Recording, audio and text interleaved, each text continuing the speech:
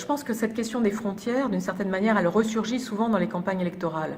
Parce que les campagnes électorales, c'est au fond un moment où le futur pèse sur nous, qu'on en ait peur ou quand je dis qu'il pèse, d'ailleurs, on voit bien que c'est parce qu'on peut en avoir peur, et qu'un moment où les politiciens, les candidats qui se présentent, sont dans le domaine de la promesse, et souvent ils promettent de nous protéger et non pas de nous ouvrir l'esprit. Et je crois que le sujet, c'est au fond que l'écologie, c'est une manière pour nous d'ouvrir notre esprit à d'autres préoccupations, des préoccupations qui relèvent de la nature, alors qu'on a été souvent habitué à placer l'homme au centre. Donc aujourd'hui, il faut placer la nature et le genre humain au centre. Et ça implique donc de changer nos modes de raisonnement.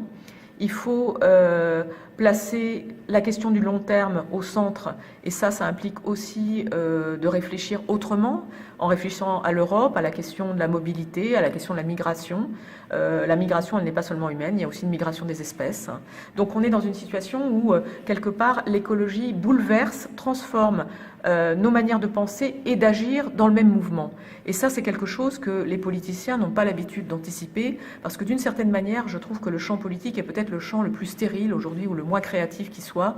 On a le sentiment que les citoyens innovent, qu'un certain nombre d'entreprises innovent, d'autres sont sur le modèle de la rente. Mais on voit bien que les champs d'innovation sont très, très importants dans la société, même si on n'en parle sans doute pas suffisamment.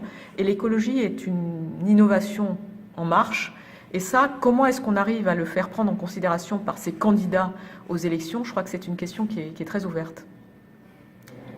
Merci.